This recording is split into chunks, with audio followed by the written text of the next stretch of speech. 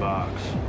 Hello and welcome to Con Air, the podcast. I am Mark Backpunch Hoffmeyer. And I am Jay Chin Strike Cluett. And this is Con Air Chapter 2.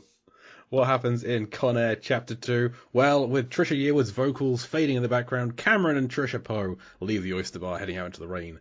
As they get into the car, Billy Joe reappears with his buddies and goad Cameron into fighting. Trisha calls for him to get into the car, but as Cameron is pushed down into the mud, she runs inside to fetch Dale. In her absence, Cameron makes short work of the three drunken men, but when Billy Joe draws a knife, Cameron instinctively hits him in the throat before calling for Trisha as the other men flee. Trisha arrives with Dale, who proclaims Billy Joe as dead. We cut to the courthouse where Cameron's lawyer recommends he pleads guilty in the hope of receiving a reduced sentence. But given his military status, the judge sentences Cameron to 7 to 10 years as Trisha cries in the back of the room. It's an emotional scene today, Mark. This is the crux of the film, is where it all kicks off. So we need someone with experience of things in this chapter to help us. Who's joining us today, Mark? Yeah, and joining us today is the host of the Best Picture podcast. It's Sean Homrig. Thank you for joining us. Hello, thank you. Thank you for having me in this pivotal moment of the film. This lawyer in this scene is John Deal, big Ben and everything. I think it's perfect day player casting in here, because he just looks like the most tired lawyer that's ever crawled out of he looks like one of those lawyers in a John Grisham novel that they go to for a day and who's all drunk. Like, he just looks like one of those guys. He gives the worst advice, and Nick Cage is wearing a silly shirt. Yeah, and it's just and the title card. But yeah, I just want to get that out there real quick. This world's worst lawyer in an action film. You know, to be fair to the gentleman, you know, when I first saw him, I thought the same thing. I was like, cut your hair. Maybe he didn't make the cut to be on the plane. Do your top button casting wise, you know. That's a great point. Maybe he wanted to be Johnny 23 and Simon West liked him. And then he's like, I got another role for you. I want to be the rapist. God damn it, I'm stuck with being a lawyer. But to be fair, you know, when you're assigned to these cases as a lawyer, you know, you have to sign up and, you know, I'll be a defense attorney. And actually, you don't even have to sign up. They just assign it to you. And if there's nobody to take a case for a defendant, they will go out there and they'll literally pick somebody from random. So you might end up suddenly becoming an appellate lawyer, or, you know, a defendant's counsel in some criminal case, even though you've done, you know, civil cases during your whole career. So, you know, here in town in Austin, we have this guy named David Comey. He's the lawyer that rocks. And there's a big, huge is that billboard. his, like, business card? Yeah. David Comey, the lawyer that rocks. Yeah, exactly. His big, huge billboard is a picture of him with the dreadlocks and all that, and there's a marijuana leaf on it, and so clearly, you know what kind of clients he's looking for. This lawyer reminds me of that, but if he was called to do a case like this, he probably wouldn't know what the hell he was doing. In all fairness, neither would I. So okay, so yeah, I guess I unfairly judged this guy. The vibe I got from him was that he wasn't necessarily court appointed. He was like a family friend of the Poes. Like, this is Cameron's older brother or something. Who just like, he's got a little bit of law experience, but not a lot. He's the best they could afford, and he's not very good. Or he got his JD in prison, which like 3 weeks ago. Movie I don't know how that works, but yeah. All right. Oh man. So we're going places with this. I like the backstory of this lawyer who has 13 seconds of screen time. he's Trisha's cousin or something. He's someone they know. By the way, we're unfairly judging the guy just because he's got long greasy hair. I don't know, but yeah, you don't have long greasy hair if you're going to be in a courtroom. Don't have that haircut. Somebody should sit down and have what we call a come to Jesus talk with him. So, it is bring him out to sushi. It is slightly neater when he's actually in the courtroom. The kind of preamble before with Cameron in the hallway, it looks a lot worse. But he's made some effort to neaten it up, but not enough. Yeah. I want a John Grisham-esque movie now. I mean, it takes place in the South. I want this courtroom drama. I want people yelling in court. I want straw men. I want Kevin Costner. No. Well, okay. The fist went up and to the right. Up and to the right. The knife. Watch it. I like that movie. Watch it. I like that movie.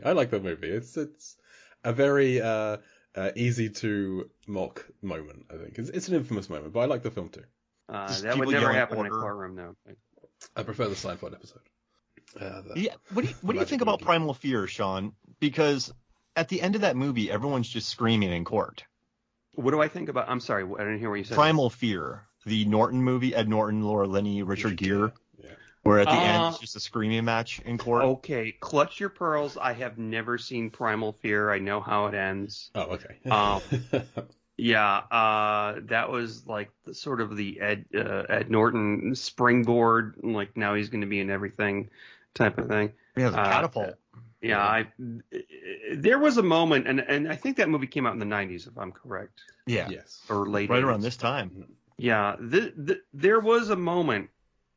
And it was in the 80s, late 80s through early 90s, where courtroom dramas were the shit. I'm thinking of A Few Good Men, and not necessarily courtroom dramas, but lawyers. Is their client guilty? Are they not? I'm thinking of Jagged Edge. There was one with Cher. Time to Kill. Time to Kill. 90s. There's a Harrison Ford one as well. Oh God. Scene. I can't remember the name of it, but I liked it. Yeah, I know which one you're talking about. And there's like Double Jeopardy. You would kind of fit into that role as well, I think, a little bit. A lot of those are John Grisham movies, and I don't like John. I'm not a fan of John Grisham. It's not because I hate him. I just never was into that type of thriller. Presumed Innocent. Presumed Innocent. Yeah. Yes, that's the one where my mom sat me down and said, "Well, I'm reading this book, and he's been tried for killing his girlfriend, and his semen is found in the scene, blah blah blah blah." And I'm like, "Oh, it's his wife. His wife's the murderer." She goes, "Yeah, that's it. That's what I thought. It's too obvious." I did a podcast once with somebody who'd written an entire thesis on Brian Dennehy's wardrobe in Presumed Innocent. Oh, and I gotta read this now. How his clothing just makes him show that he's the devil. Just his clothes, and he's the literal devil. Oh, it's amazing. I've only walked out of one movie in my life, and that was Trial by Error, or Trial and Error, with Michael Richards, Jeff Daniels, and Charlize Theron. Yes, I know this movie. I was in my teens, and I just remember I had sat through Biodome. I sat through every single movie you could possibly think of. But watching Trial and Error when I was young in my teenage years, I just thought there's better ways to spend my life. And I was totally at ease with just getting up and walking out. I wasn't torn.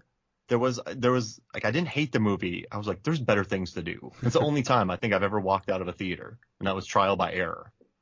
Wow. I mean, I won't add it to any list of films to watch. Yeah, well, it's on the 1,000. It's on the 1,001 films not to watch. Okay, good. I will continue to not wait. So you need to not watch them before you die, is the premise. Yeah. Okay. Wait, I have a question, Jay. How far into that list are you? Because I don't think it's changed since when you were first on the Deep Blue Sea podcast 2 years ago.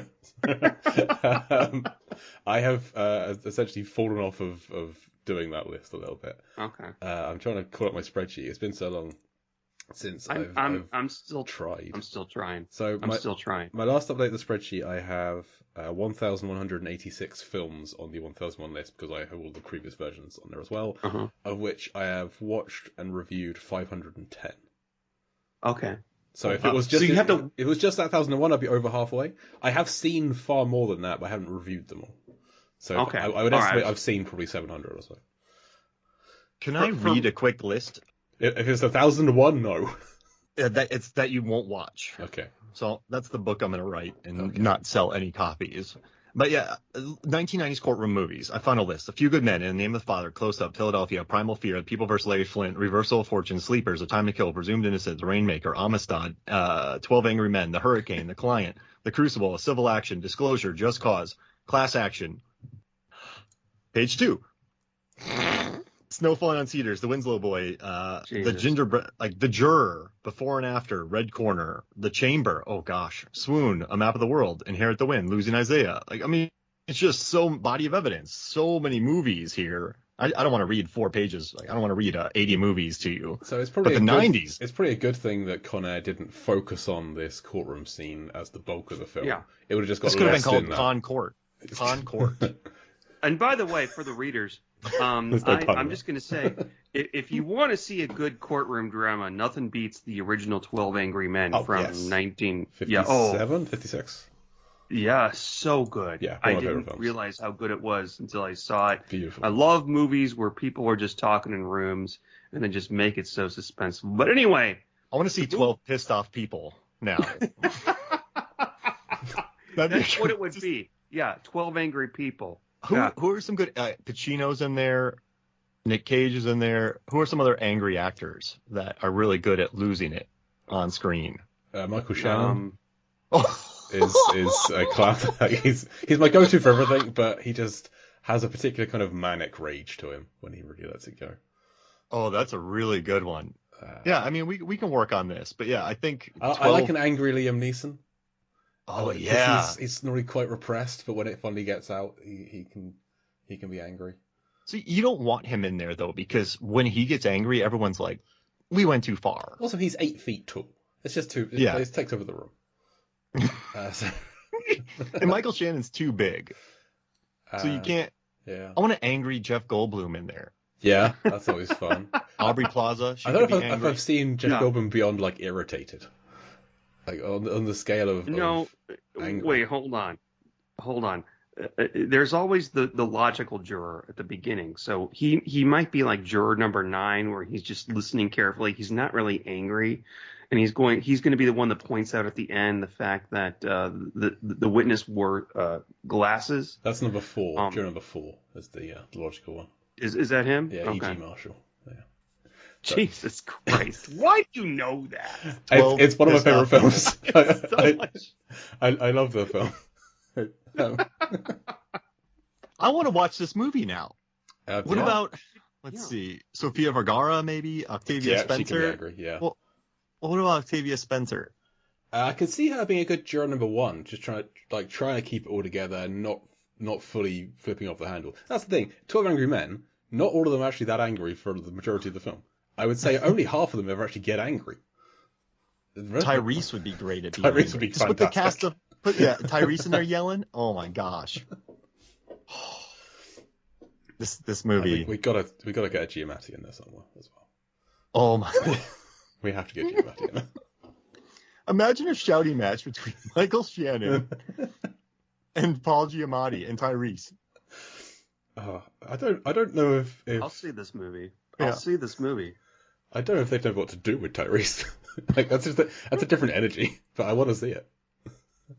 Oh man! And speaking of Tyrese, he's in a movie called Four Brothers, and I was recently on a podcast called Too Fast, Too Forever to talk about it. And in that movie, Mark Wahlberg delivers the back punch of all time on Chiwetel Ejiofor, and he sells it so beautifully. And in this movie, there's in this scene that we're talking about, there's 3 back punches and there's a back knee. There's a lot of back work in this fight. I knew I didn't need to worry about counting the punches. I knew that you'd have that, so that's good. I saw a lot of bar fights. I don't think I ever once saw a back punch. Never. I've never seen someone get punched in the back. Has anyone here ever seen someone get punched in the back? I've seen very few fights, so no, I don't think I have. No, I've seen no fights since 1992. So. Well, that was a good year for fights. I've never seen a back punch. So yeah, I think back punches are really something in movies. Well, what really freaked me out is that I always heard this story that if you punch somebody directly sort of above the nose, like on the bridge of the nose, you can cause the cartilage or the bones in the nose to go up and go directly in the brain, which is apparently what happens to that guy that's wielding the knife to Nicolas Cage. To Waingro. Yeah. Okay. Yeah. Waingro gets his nose blown up. I was wondering like what happened here, how he dies. Yeah, that's pretty much how he dies, and if you want to have a list of the other movies that I've seen, and Mark, perhaps you can supplement this. It's 0 for me. I've never seen that happen in a movie before, and I think I don't know. I think it's possible, but I always kind of thought in the back of my mind it was like sort of like a creepypasta or an old wives' tale or whatever you want to call it now. So I'm pretty sure I've seen Steven Seagal do it in a movie. That feels like a very Seagal move where like he's using the person's energy against them to go up into their own nose, kind of thing. JCVD, I think, has smashed a nose before. Let's see. It's basically it's a one-punch kill, isn't it? It's gross. I don't want to die that way. Please. It just freaks me out that there's bones that can go into your brain and they're in your face. I just don't want to. And when Nick Cage lands that punch, it's I want to call it like the Tiger Fury punch, because he knows exactly what he's doing in this scene. And I have a question for you guys. So he kills Waingro. Fair enough, it's Waingro. But the other guys grab the knife and run away. That's what I love. So all they ever see is that he got into a fight. He didn't have to fight them. He could have gotten in El Camino and gone away. Yeah. But instead he fights them, 3 drunk dudes, and then he knocks the knife out of Waingro's hand. Then he delivers the Tiger Fury punch up into his nose. And then they take the knife. So I mean, it's self-defense, but this is what I like about Cameron Poe, Jay. Like, he doesn't have to do this. He has a temper. He gets the knife away, then he kills the guy. Okay. So it's well edited, because you have like the shot of the knife coming out, Cameron's eyes going down, seeing the knife, his eyes go up to see Waingro, and then punch in the face. That's how the Wait a minute. I have to go back. Mark, you said that he kicks the knife out of his. Yeah, he knocks the knife out of the guy's hand first. He grabs the knife and then he delivers the punch. Yeah. So he already has the knife. Well, I think he grabs the arm that the knife is in to stop the knife from being used. And then he does. These guys, I just want to say, when this fight begins, this rain fight, which it's good fake rain. I've had to work on sets with rain before, and I've seen some very bad rain fights where it's just rain. Like, so there's a movie called Mr. Right with Anna Kendrick and Sam Rockwell. And there's a rain fight at the end that made me want to vomit. I'm a pretty chill person, but watching that rain fight, and I just remember feeling stomach acid rising while watching that. I had to go watch It, the beginning scene of It, to regain my faith in rain, fake rain, because that's beautiful fake rain. But then I watched the new Resident Evil, which I enjoyed, but the fake rain in that made me feel the stomach acid as well. So then I had to go watch, the Kurosawa classic. Seven Samurai. I was gonna say 13 Assassins. Okay. But then I got into 11 somehow. Like, I have no idea how I got there. But yeah, then I had to go watch that to regain my faith in water and mud fights. So it was a long day for me, y'all. I mean, regaining your faith in mud fights is the rape too. So, I was watching that in preparation for this episode, and I remember just thinking how anybody could think that it's not top 3 best action films of the 21st century. It's so good. Everything about it's beautiful. It's almost too awesome. How dare it? Yeah, there's almost too much awesomeness that you're exhausted by the end. Just want to get that out there. Yeah. That was a long tangent. But yeah, good mud fight, good fake rain here. I like that there's fire. I like that there's lightning. There's a lot of artificial lightning. Wait a minute. What movie did I watch? There's fire and lightning? Yeah, there's oil rig in the background. There's the oil derrick in the background. In the air. And there's a flaming Christ, spout. That's right. Yeah. Because we're in Mobile, Alabama. And I did check, and there are numerous oil derricks along the coast of Mobile, Alabama. So that is correct. So I'm just going to say that I live in Texas. I have seen oil derricks, back and forth. They do not preside next to a oyster shack. Yeah, next to an oyster Oyster shack. bar. There's one down the street from me that's fake. It's next to a gas station that's now closed. But they're out there. And I know that this bar is out there, but they're not right up there adjacent to the parking lot because we have zoning. You can't. You got your commercial zones and you got your oil and gas field zones and all that. That's, I don't know, legal. That people probably don't want to hear. Why are there fake oil derricks? Because the gas station, and they thought that maybe if they looked like they had this a miniature. It's okay. It's yellow and it's got a fence around it. So if it looks like we have this thing, it's like we're pumping our own gas. Which shop local kind of thing. Yeah, it's been out of business for about 3 years. Okay. So we just go to HEB to get or 7-Eleven to get our gas tanks filled. HEB, by the way, so. I did learn in my in-laws' neighborhood that the people there put a fake fire hydrant at one spot when they should be a real one, just to avoid any questions about it. Jesus Christ. Yeah, that's not good. I mean, that's leading to a question of how do we put out this fire? Yeah. Quick to the fire hydrant. Just falls over. It's porcelain. But I'm watching the scene at 3 minutes and 40 seconds. I really like the lighting of this scene because you can tell it's a rain machine. But what I learned about rain machines, they let out fatter pieces of rain. So it's like Chubby Rain from Bowfinger. Yeah. So it's not just because if you watch any movies or, you watch news reports and it's raining, like you just don't really see it. So I think they lit this really well. So they must have had like a crane up above with a big old spotlight coming down to put some natural like moonlight on there. But then they also unleashed boatloads of smoke and rain to help with the lighting. And then the ground was wet.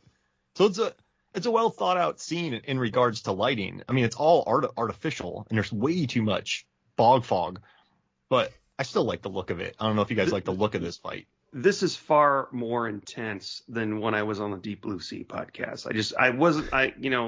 I didn't know that we would talk about the rain, but I like it. Keep on going. Yeah, I mean, people are used to me being a maniac and just saying things, but it's very true. I do love the craft of cinema. And so, like, I've been on sets before with fake rain rigs, and just watching this, like, when you look from frame to frame, it's kind of nice seeing the rain hitting, like, in widescreen, it's hitting both sides of the frame. So you can tell it's not just one water. I mean, it's at a big budget. But it's not just one rain machine plopping down stuff right there. And even when Trisha's running, there's rain going down on her. So they took care to do a good job lighting this thing and not make it, I guess, the rain does make it look a lot more cinematic, I would say. It adds a little something to it. And I also learned today it's best to backlight rain as opposed to, just lighting it directly on, like putting a key light on it. I thought that was an interesting thing that I learned today. So I learned a lot about lighting, rain, fake rain, and Chubby Rain. You learned that today. Which made me think about Bowfinger, which is a movie I adore. It's a good film. I've never seen Bowfinger. It's okay. Fun. That's a fun film. It's Steve Martin, Eddie Murphy in two roles, Jamie Kennedy doing great, Heather Graham's being funny. It's cheeky and it's like super fun. It's a lot of it is about movie making. So if you like films about filmmaking, it's a fun. Okay. All right. Yeah. And it's good stonework when that lawyer's talking to Nicolas Cage in the scene, too. I just want to say. Good stonework? You lost me. John, I just had to do it. I was making too much sense there for a while, so I wanted to, put you guys on your toes. The big bricks behind them? Yeah, good brickwork. Okay. Yeah, those bricks should have had to sit there and be a wall. I agree. Yep. I was a little confused as a lion out the front of I was trying to find the Mobile, Alabama County courthouse, and I found it online and I couldn't see a lion at the front of it. So there's Auburn Tigers, and that's in Alabama. Maybe the images I found were incorrect, but I did a quick search and I couldn't see it. So either they just liked the shot of this lion as showing, hey, this is a courthouse. There's lions out the front of those, right? I don't know. No, they're not. I guarantee you. I have to look up. I don't know what county Mobile is, but I guarantee you there are not lions in front of it. That is a movie thing. Not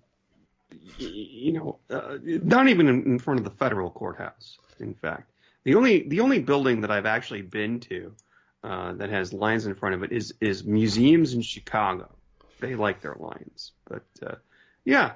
Oh, well, I mean, there's a Lions Club in Mobile, Alabama. A bunch of statues come up if you search courthouse lion.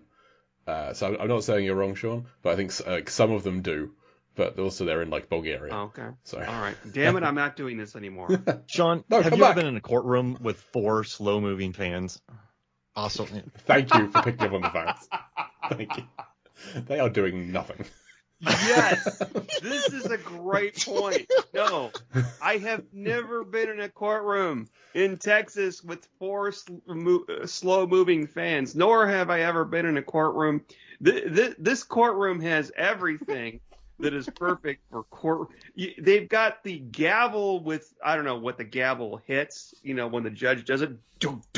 The judge never uses that. Funny. There's nothing to, he's got it right in his hand in case he needs it, in case someone gets out of order. By the way, they also have a bunch of people sitting there watching. That never happens in a courtroom. They've got fancy windows. Our courthouse here in Travis County has fancy windows. But the slow-moving fans, no.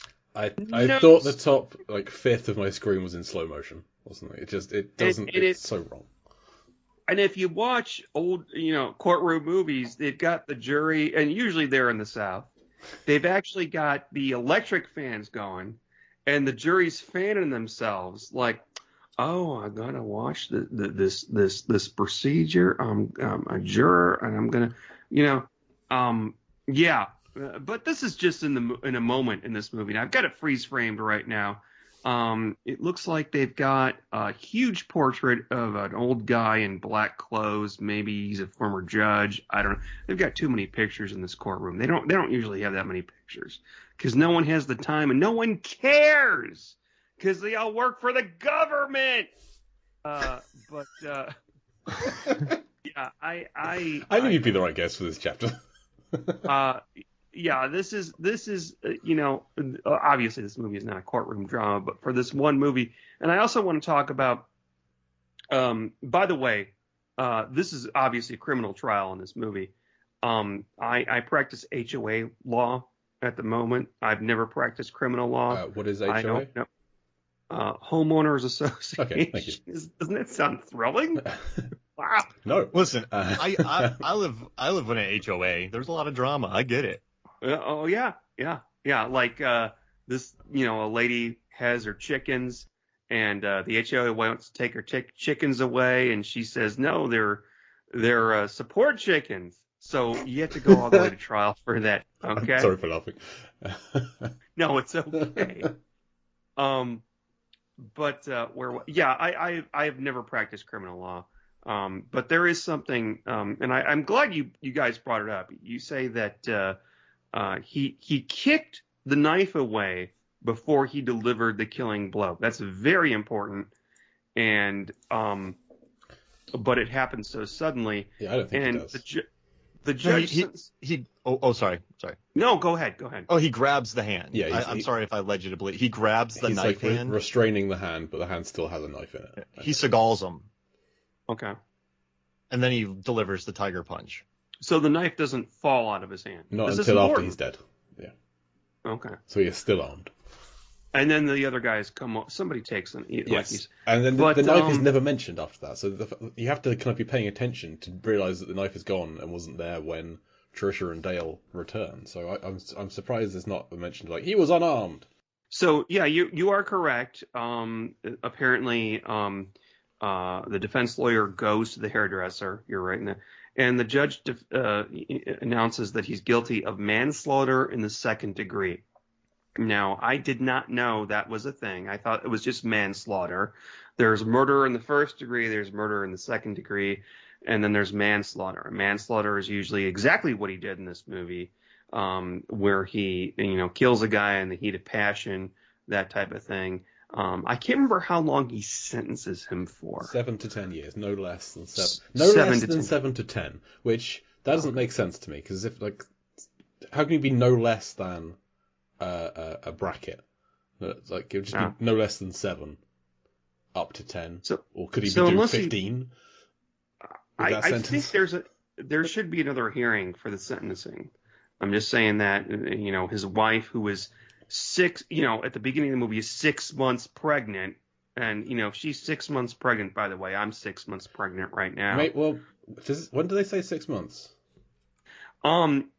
He says that his kid was born 3 months after he was sentenced. Okay, so she's maybe 6 months pregnant from this moment, and maybe there's been a long pre-trial period between the fight and today.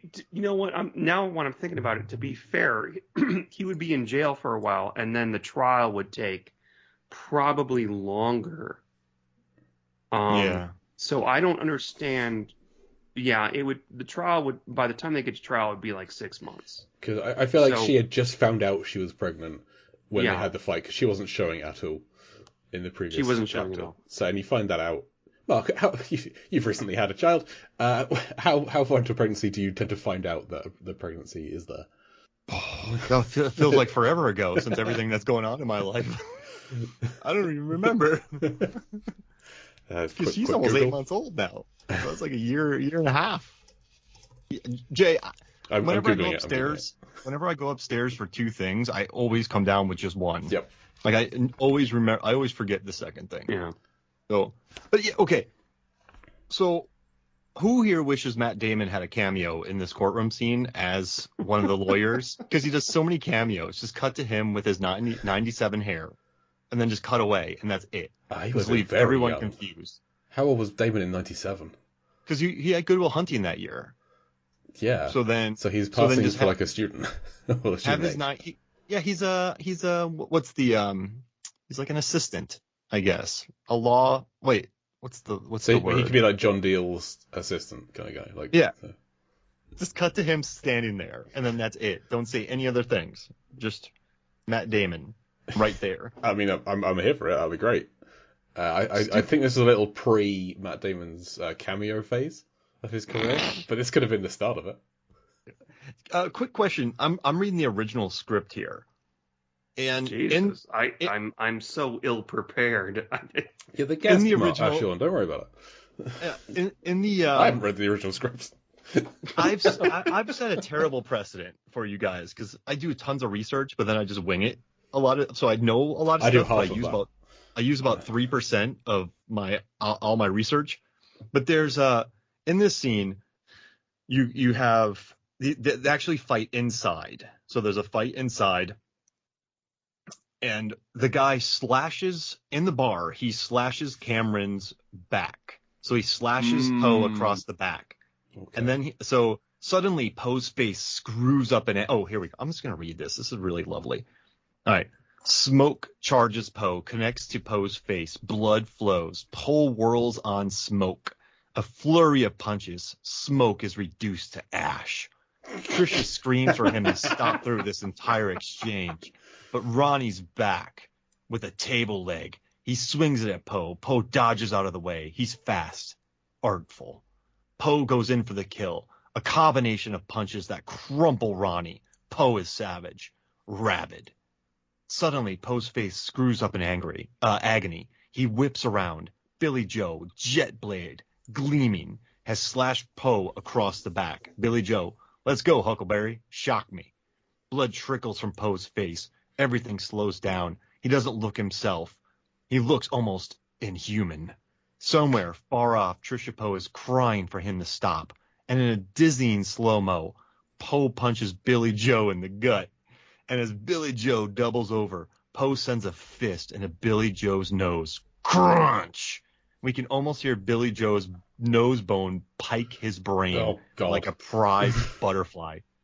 Billy Joe goes down. Wait, did you just say like a prized butterfly? Yeah, I guess like when you pin him down. Yeah. Yeah, I know what that is, but like really? That's the image. Okay. Yeah. All right. Yeah. Billy Joe goes down. Everything is quiet. Poe snaps out of his fury, catches his breath. Tricia goes to Poe, crying. She hits him, not stopping, hitting him, because she knows all is now lost. Poe stands there. He takes it. Ronnie crawls over to Billy Joe. Billy Joe's eyes are wide open, staring into the next world. So, two things I learned in that was the names of Billy Joe's two cronies. So I now have the actors who played them. So yeah, that's Smoke and Ronnie. Smoke is played by Don Charles McGovern. Ronnie played by Steve Hulen. Both stuntmen, actors in a few things. Steve Hulen's had a decent career. But Don Charles McGovern was the stunt double for Sylvester Stallone in, amongst other things, Rocky III, First Blood, Rambo 3. He was the stunt double for Carl in Die Hard for Alexander Goodenough. This guy's an all-timer stunt double, as far as I'm concerned. The stunt crew in this movie is unbelievable. It's in the Dark Knight. When I was putting together the Con Air seating chart, I was looking through all the stuntmen and all their careers, and it just, my jaw dropped of the amount of talent they had with stunt folks in this movie. 13 episodes of Buffy the Vampire Slayer. Oh, was he one of the vampires? He got staked 13 times probably by Buffy. He did stunts for basketball. Oh, that's an intense movie. Yeah. The jet ski chase in that is insane. He's a prison guard in Demolition Man. Real quick though. So Jay, you're ranting like me. I love it. Demolition Man's wonderful, by the way. Wesley Snipes. Oh my gosh. That's a film we should definitely come on. Oh yeah. Well, now it's Con Air adjacent. Yeah. Well, hey. Well, because we talked about it on the pod, so now we have to do an extra series. But yeah, so Poe got his back slashed. So this guy has already cut him with witnesses.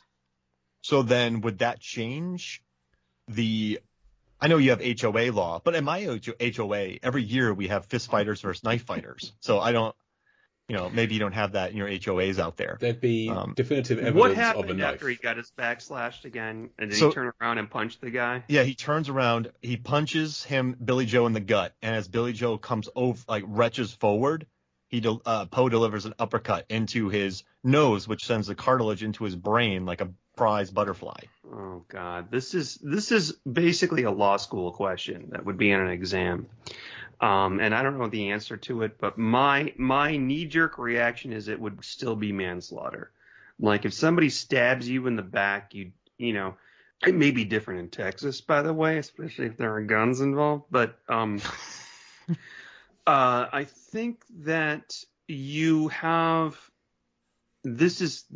I'm not saying this is law for folks that are thinking of stabbing people or punching people when they get stabbed in the back. This is not legal advice. Okay. Con Air, the podcast does not condone stabbing. Yeah.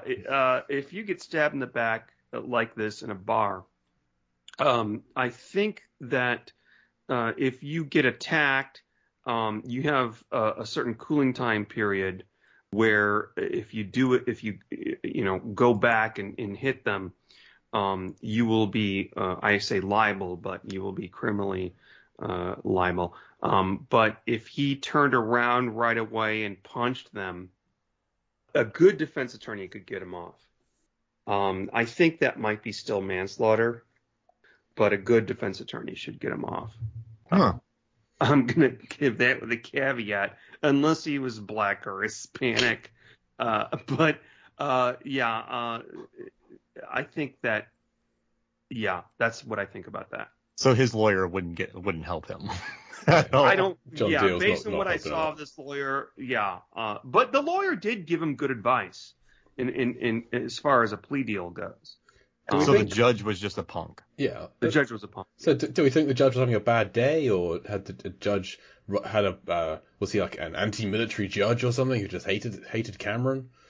Do you think it's an unfair sentencing? I don't know. Is he a Navy guy and he hates Army Rangers? Did he get turned down from the Army for having flat feet? Thinking about what the judge says is so arbitrary. I think that judge was having a bad day.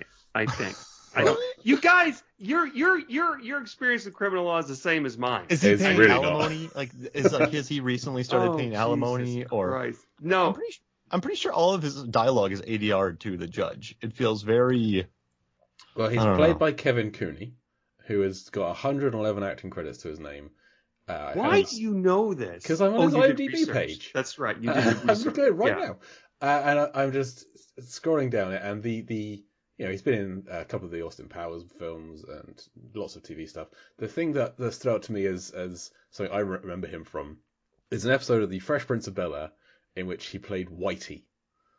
Which is an episode I remember because he's like one of Uncle Phil's like law friends and having a party, and he's like, call me Whitey. Everyone calls me Whitey, and Will Smith is like, I'm not going to call you Whitey because of the colour of your skin, and it's about the colour of his hair. But that's just something I've always remembered is Will Smith being like very angry at this guy who asked him to call him Whitey, and that's this guy is in Con Air.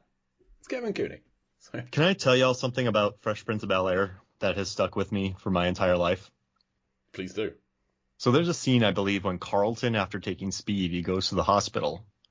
And Hillary... So, yeah, Carlton takes speed, then he starts dancing, but then I think he has a heart attack and he has Carlton to go to the hospital. Dances? In the Fresh Wait, Prince Carlton of Bel-Air? is the dad? No, Carlton's the Or Carlton, the the cousin? Alfonso Ribeiro. Yeah, Alfonso, and he takes speed and then he has to go to the hospital. But when he's there, Hillary looks at his IV bag and she's like, I'm going to go get you some Evian. And so ever since then, whenever I'm in a hospital and I see somebody and they have an IV bag, I'm like, I'm going to go get you some Evian. And no one ever gets it because it's a joke from the mid-90s, but it's stuck with me ever since then. See, ab fab is where I would come on. Like, hello, I'm sick. Hello. But I'm just trying to figure out, I've seen like 2 episodes of Fresh Prince. I'm just trying to figure out the scenario where Carlton takes speed.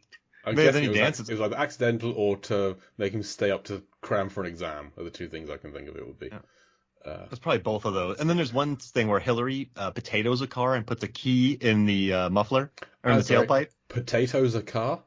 Yeah, so instead of putting the potato in the muffler and key in the car, she puts a key in the tailpipe and potatoes the car. So she flips it around. Okay. How do you wait? How does she? Wait a minute. Why are we talking about this? I think if you're gonna so I don't think she baked it because that takes too long. In the words of Mitch Hedberg, like just put a potato in the oven and when it's done, who knows, you might be hungry. So yeah, she took a potato and she rubbed it on a car and then she just placed a key inside the tailpipe. Okay. Clears that up. It wasn't baked though, and it wasn't au gratin. It wasn't scalloped. Imagine if someone scalloped potatoed your car on purpose. That I would laugh. That sounds delicious, actually. I had my truck scalloped cheesed potatoes once. right now. Get some Gruyere on there. No, there was a thing. It was like a TikTok thing where people getting cheesed, and my truck got cheesed. I got a piece of cheddar cheese on the side of my truck. See, old man Periwinkle over here is like, when you said TikTok, all of a sudden I was like, you looked at your unless watch. it's on Facebook, I don't. Yeah. Well, because when I saw the cheese on my truck, I'm like, this has to be a thing. So then we looked it up right then and there. And yes, cheesing for a while was a thing. People were just cheesing random things. And so my truck got cheesed. So that's a thing. Your truck got cheesed. How did it get cheesed, sir? Someone just threw a piece of cheese and it stuck to my driver's on the driver's side passenger door of a truck with 4 doors, and it hit the top and then just stayed there. And when I was in my garage going to get into my truck, I saw the piece of cheese and I just started laughing. Well, that sounds horrible. Yeah, it was no Gouda for sure. Yeah, on the other hand, I cheese, because couldn't believe it. Yeah. Eat ham. You know what? I hate both of you. I can't. Mark, I hate you most of all. You hate him, mozzarella. Well, you know what? I love that I just got that reaction. That's perfect. It was great. You've gone from flummox with all of our research to talking about cheese to now saying that you hate me. This is the perfect episode for me. I mean, I thought that story That's was what great. you said last time I was on. You've had 147 episodes since then. So I don't know if I buy that, sir. Whatever. I was told, you know why I'm here, ladies and gentlemen? I'm here because I was here for my legal expertise. Jay, and it has been invaluable to this point. I don't want to. I don't know what words you said, Jay, but I don't want to pigeonhole. What would you say? I'm sorry. Yeah, pigeonhole. I don't want to pigeonhole. Pigeonhole. I don't want to pigeonhole you, but we want you to talk about the courtroom scene. And my first reaction was like, oh, funny. And then I saw the courtroom scene last night, and I'm like, okay, I can talk about this. Then I saw it again this morning, and the fighting. I'm sorry, yeah, and the fighting. And I watched it this morning, and I'm like, I'm gonna have to look more into this. And then I was like, oh wait, I'm gonna watch this other movie, and I didn't do any research. And now I'm here talking about cheese, and I no longer. I'm sorry that I didn't do research because the esteemed Sir Jay, pull this back in. This is nuts. Hey, so can we talk about rain fights? Yes. Well, before we get into the rain fight, I just want to say, like, when we started doing Deep Blue Sea, the original plan was to break it up into deaths. So there were 13 deaths in total over Deep Blue Sea, so we'd have talked about it 13 times. And when we were discussing that, like, Con Air was on my mind for what we could do after that, because there are a lot of deaths in this film. They are great to talk about. And this would have been the end of the first chapter. It's Kevin Gage's Wainwrow's death here. So it would have been quite a short first chapter of just like 3 minutes long. And then the next one is ages until the next death. It's not until the undercover guy on the plane has a little shootout that we have the next death in the film.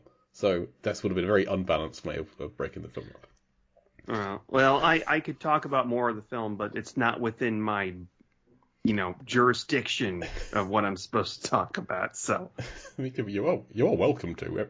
We're a spoiler podcast for this film that's quite old at this point. So rain fights. What do you want to talk about rain fights, Mark? Well, I mean, like if you think about it, like kissing in the rain, huge moments, Notebook and all that. Like there's so many rain scenes, but there's so many fight scenes. I was thinking Hobbs and Shaw, totally unnecessary rain fight. There are just like Matrix Revolutions that everyone thinks about. I asked on Facebook and on Twitter for people to give me certain fights, and I got sent some messages, so I want to read some of those out. But yeah, so I asked for people. They said Matrix Revolutions, Blade Runner, which is a beautiful one. Also, people talked about The Outsiders, The Battle at Helm's Deep. Yeah. John Wick has some rain fights. And then let's see. And then I got the Raid 2, the mud fight, and then Thor. There's there's the Blade Runner, of course. Let's see. Daredevil has a rain fight. Hey. Then Obi-Wan fights Jango Fett in the rain, yes. Seven Samurai. Most recently, there's a daytime rain fight, which is quite daring to do a daytime rain fight, but that's in the Suicide Squad. Yeah. And that's a beautiful moment. That's a well-lit shot. Them walking out of the rain. Yeah. That's beautiful. A daytime rain fight. That's ambitious right there. That's very James Gunn. I mean, if you think about Lethal Weapon, it's a fire hydrant, but it is sort of looking like it's raining on them. I mean, where do you know what it came from? Initially, the sky. That would counts.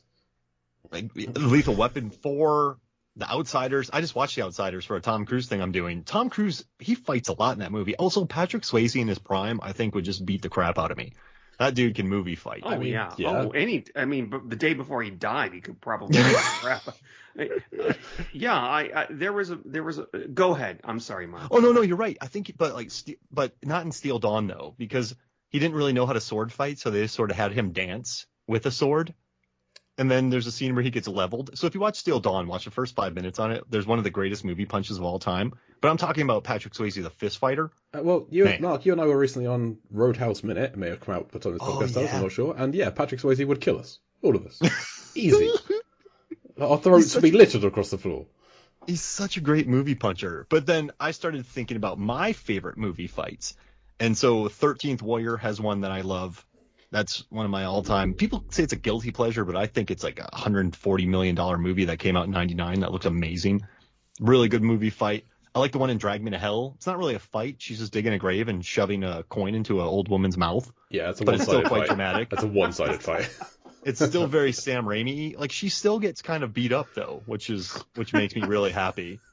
But then I want to say, Resident Evil, the fourth one, Afterlife, there's a bathroom fight where a giant axe guy hits a bunch of toilets and they start spraying water on people like rain. And they use the 3D rig that James Cameron used in Avatar. And it's a really neat slow motion fight with Ali Larter and Mila Jovovich battling a giant person with an axe inside a bathroom that looks like it's raining. So I just had to mention that one real quick. That's one of my favorite rain fights. But it's in a bathroom and it's just toilet water rain. Toilet water rain fight. See, if I was in that fight, I'd be like, oh, and then I'd be, I know that toilet water is clean because the cats drink it, so it must be clean. But, yeah. Have you ever been in a toilet water rain fight, Sean? Never. I've never been. In fact, yet. if I was, not yet. No. If the operator, I'd be like, bye. I'm gonna catch an Uber and I'm gonna go to the Buffalo Wild Wings. I'm not. No, I'm not this person. I'm not that person, I should say. Have you ever been in a fight in a Buffalo Wild Wings? In a B-dubs? Almost. That sounds like a story for another day. In Midland, Texas. Well, I was in a fight where they were like, "Sir, I think you should leave. You've been here since 11 a.m. It's 5 o'clock. Leave." I'm like, "Okay, I think I should leave. You're right. I'll drive home." Sir, no. That's the closest I've been to a fight. Got it. So you almost got bounced. Yeah, out of a in B-dubs. the Buffalo Wild Wings, and they don't have bouncers there. They hired one to get you out of there. Just saying, I love Buffalo Wild Wings. I love it. Love it. Do you like boneless? See, I'm a boneless. I like boneless wings too, but people think I'm a heathen for enjoying them. That's what I hear too, and they're like, "Well, it's just like chicken nuggets, except that no, I don't like bones in my food. Like, what is so inhuman about that? It's I don't like picking bones out of my food. Therefore, I like bone. I like the Thai curry. I like the spicy barbecue. I like there's others. It's been a long time though. I'm hungry. Jesus, me too. Jay, any rain fights you like? I mean, you listed off my list, but the only one I had was there's one in Pacific Rim that I quite enjoyed. That's a film I loved when I saw it in the cinema, but less so whenever I watched it at home. There's a good rain fight in that one. And then I enjoy the Pirates of the Caribbean at World's End, the third one. Oh, yeah. It gets unfairly maligned, I think, but there's a decent rain fight in that as well. It's like in a big storm. Those movies are so ambitious that I can't really, and they're so weird that I just can't hate them. They're really he comes odd. back, but after there's like a wave made of crabs. Like a ship sails across the desert. The film's bananas. Everyone's really tan. I mean, it's... They're in the Caribbean. Of course they are. Yeah, exactly. I love it. I think it's great. Give me more blockbusters like that. No, we don't. No. We need more fights like in Kingsman in the church. I like that. Yeah, that's a fun one. I could watch that over and over again. I want a movie with Sophia Botella and Samuel L. Jackson just flying around the world. I love the two of them together. Yes. That would be a good one. He was so cool. It's not much of a fight, but the scene where the T-Rex attacks the cars in Jurassic Park is in the rain. It's kind of a fight, a little bit. Yeah. It's a bit one-sided. It's a T-Rex versus a car. It's a rain fight. It's a rain fight. It always comes back to Jurassic Park. It always should. It's the best film. Yeah. But don't watch Mr. Right expecting a good rain fight. You might feel your stomach acid rising. Oh, and John Deel, the lawyer, he has maybe the best death in Jurassic Park 3 as Cooper. When you think the plane's gonna run into him, and then the Spinosaur comes out and drags him off, and then his blood splashed all over the windscreen of the plane as it's flying up. It's a great death. Ooh. I'm a little bit obsessed with deaths in films. That's Brotherhood of the Wolf. Have you seen Brotherhood of the Wolf? No. Oh, beautiful rain fight. Type it in right now, Jay. Okay. And watch it and just read it. Tell us about it. Really? No, that'd be terrible. That'd be terrible for a podcast. Yeah, because like the audio of it would come through on the feed, and I wouldn't be able to hear you. Well, here's the irony: you can do it anyway, and people can enjoy it. The readers. I'll tell you what. I'll watch it after we finish recording. How's that? And then do a reaction to it and put it on YouTube. Okay. Listeners, by all means, look for that if you want. Good luck to you. So Sean, any more notes? Anything else to talk about with Con Air Chapter 2? I have nothing. I have nothing going in. I have nothing coming out. You were like, okay, we need a lawyer for this episode. Well, also, so I knew you'd be a good guest to talk about the film regardless, and this just seemed a great chapter to have you on for. We would have had you on at some point over the course of the film. Yeah, this just seemed appropriate. So But I love this film. Yeah, good. Can you remember the first time you saw it, or the last time you saw it, or why you like the film so much? Do you want to hear a personal story? It's really personal. Go for it. There's a reason I remember seeing this movie the first time in the theater. So when I went to see this with my mom, and on the car ride over going to see this movie is when my mom asked me if I was gay, and I said yes. And that is how, yeah. And you could imagine going to see this movie, and then later on in the movie, you have this hilariously gay character, which when I was I was cringing in my seat, like, oh my God. But now in 2022, I kind of worship that kind of character because, we have RuPaul's Drag Race and, and all that. But that's what I remember. And I bought it on Blu-ray. No, not on Blu-ray. I'm sorry, DVD, and watched it a couple times. It's actually a really good movie, even though it's a really stupid, unbelievable premise. Because how do all these guys know where they're going? We'll figure that out when we get there. We'll try and make sense of it. Okay. Well, good luck with that. But yeah, and the stupid bunny. And Nick Cage being Nick Cage. I think this might be Nick Cage's last big thing until now. He's having kind of a resurgence. Maybe National Treasure movies were gigantic. But I don't know if they were gigantic because of Nick Cage. I think he's certainly a part of it, but I feel like if you replaced him with somebody else, it still might have been a huge hit. Whereas, Tom Skerritt? Yes, if Tom Skerritt was in the National Treasure films, he would be an international hero, more so than he is now. Why did you go to Tom Skerritt? Where did Tom Skerritt come from? I have no idea. So, I just say the first thing that comes in my head, and I just wanted to see a Tom Skerritt National Treasure movie. But if it starred like Sam Rockwell instead of Nick Cage, I think it still would have been as I'm just too much dancing. I don't want a dancing archaeologist. I don't want a That's all I want. I don't want a dancing historian. Why? Why not? That sounds great.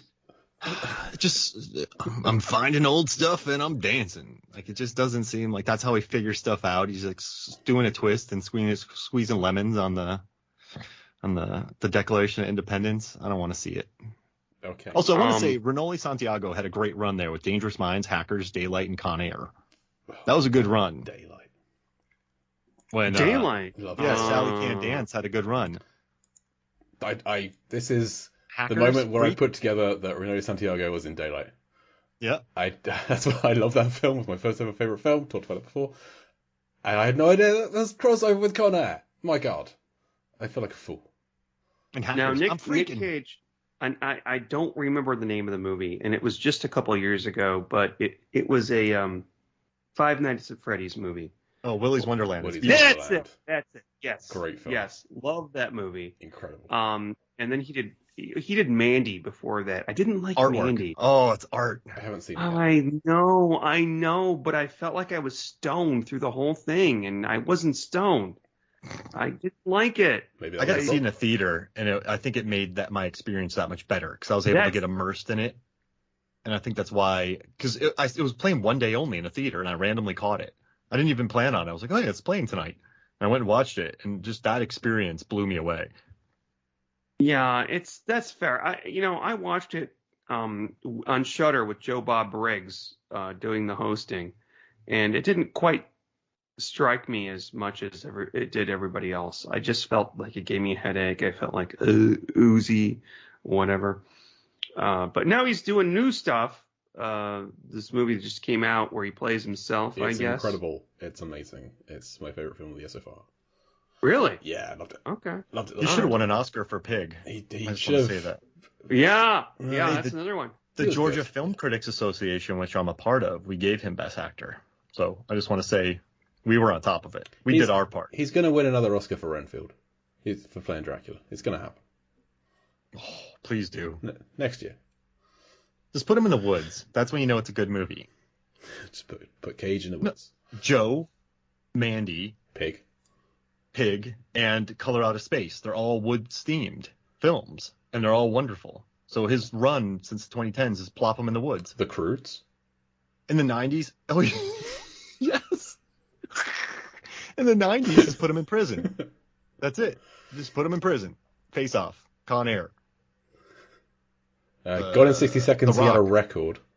Yeah. So he'd been in prison. And speaking of putting him in prison, for Chapter 2, we have a con. We have a con in Con Air. Nick Cage is convicted.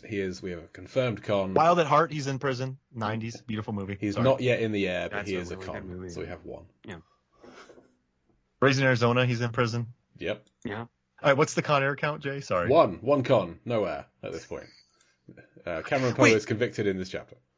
When he punches Waingro, does Waingro go in the air? He doesn't. He goes down rather than. But also he's not convicted. He's not a confirmed con. He's not a con. He's an uncon con. See, it's amazing. I don't know why you were so quick to answer that, Jay, because at first I was like, I don't know. And Jay was like, no, you didn't. No. I mean, Quickly, I've got the chapter playing on a loop any... this entire podcast. So I've just had 2 minutes and 9 seconds on a repeat for the past hour. Oh my god. My god. Because I'm a normal, sensible person, and this is what I do with my spare time. Okay. Yeah. Anyway, Sean, where can our listeners find you and your work online? Well, if you are interested in this and hearing me, and God bless you if you are, you can go to 1001 Movies podcast, where me and my host Eric talk about movies from the book 1001 Movies You Must See Before You Die. Our next episode, which should be dropping soon, is about Dead Man with Johnny Depp. And you can listen to the Best Picture podcast, where we talk about we're about to, recording-wise, we're about to conclude the year 2000, in which Gladiator won Best Picture. We're recording tonight about Traffic, and that will drop soon. And also, if you're interested in Murder, She Wrote, and it's okay if you're not, but if you are interested in Murder, She Wrote, you can listen to the Cabot Cove Confab, in which me and my partner Steve, or my friend Steve, talk about a random Murder, She Wrote episode and drink at the same time. So. I was going to do a quick search to see if there's any crossover between Murder, She Wrote and Con Air, but I don't even know how I would start doing that, so I didn't do that. There probably is, but did Danny Trejo do an episode? I don't. Was Tom Skerritt in an episode? Oh, probably. That wouldn't help. He's not in Con Air. Bill Maher was an episode of Murder, She Wrote. It was 12 seasons. Everybody's. Danny Trejo did a film called Murder in the Woods, so that's not the same thing. That's not. No, Jay. It's not the same thing. Dang it. Okay, well, we'll keep a lookout. All right, so that's who I am. And you did the Columbo confab in the past as well, didn't you? Yes, we finished that. That's still available if you like Columbo. We did Columbo confab. That is really popular, I must say. But if you're like Columbo and you want to listen to a podcast, that's the one to listen to. We ran out of Columbo episodes to talk about, so that's why we're doing Murder, She Wrote, because we're middle-aged men and we're nerds. And Steve doesn't like to talk about movies, so because he doesn't know anybody, not like you fellas. So yeah. Dave Chappelle also did not do a Murder, She Wrote. That's 2 people have checked. Okay. Oh Good. My god.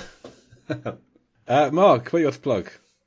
Let's see. This Movies, Films, and Flicks, the podcast. Hey, we were just number 9 in Sweden. That was awesome. New top 10. Let's see. Deep Blue Sea, the podcast. Go to RottenTomatoes.com and just type in Mark Hoffmeyer Rotten Tomatoes. You can read my reviews there, or my articles there. I work on the Rotten Tomatoes is Wrong podcast. You can listen to that. We work on Rotten Tomatoes Verse. The Deep Blue Sea episode has almost hit 1 million views, where it defeated The Shallows and The Meg. Let's see. I work for Fandom, so I got some fun Tom Cruise videos coming up soon. I work for Film Theorists. You can watch that. I wrote a video about Jack Sparrow being dehydrated. I got a bunch of other ones coming out. And then, Jay, I know I have something else, but I just don't remember it. Okay. Yeah. Good. Well, so I as you mentioned, Deep Blue Sea, the podcast is... I'm the host of 1001 Movies Not to Watch. before you die. I feel like that should be a podcast. It would be. It's a podcast you definitely would not host, Mark, because you're always very positive about films. So I think you would struggle to find 1,001 films not to watch.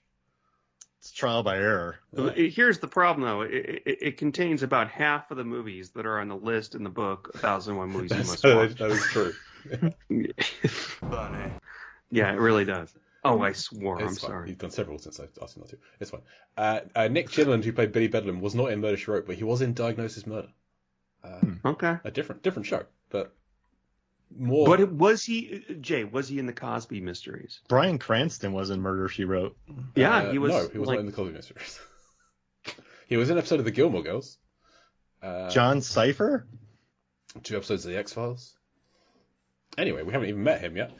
So, yes, as for me, I can read some of my writing over at lifeversusfilm.com. Hear me once a month over on the Lambcast, hosting Lampardy, our movie trivia, Jeopardy-inspired game show. Join the Lamb, the large association of movie blogs, if you have a movie blog or podcast, and head over to largeassmovieblogs.com and join a huge community of like-minded folk. Always a good resource if you're looking for podcast guests or podcasts to appear on, or just film friends to chat to. And yeah, Deep Blue Sea, the podcast, as mentioned, covering Deep Blue Sea adjacent films until we eventually get Deep Blue Sea 4. Everyone keep your fingers crossed that we eventually get Deep Blue Sea 4 at some point. It's been promised to us, and we've already started a campaign to get John Carroll Lynch to appear in it, because he replied to a tweet on Twitter. Hi, John Carroll Lynch. I hope you're listening to this. He is the shark. He is the shark. Good. Well, as for Chapter 2 of Con Air, we didn't even talk about Cameron screaming Trisha in the rain. Just something Trisha! Just yelling for her after he's killed a guy. I love it. Thank you, Sean, for joining us. Thank you. I'm glad to be talking about the Academy Award-winning Con Air. We're always glad to talk about it. I have been Jay Clurt. And I'm Mark Hoffmeyer. Come back next week or the bunny gets it. Sigh. Anara.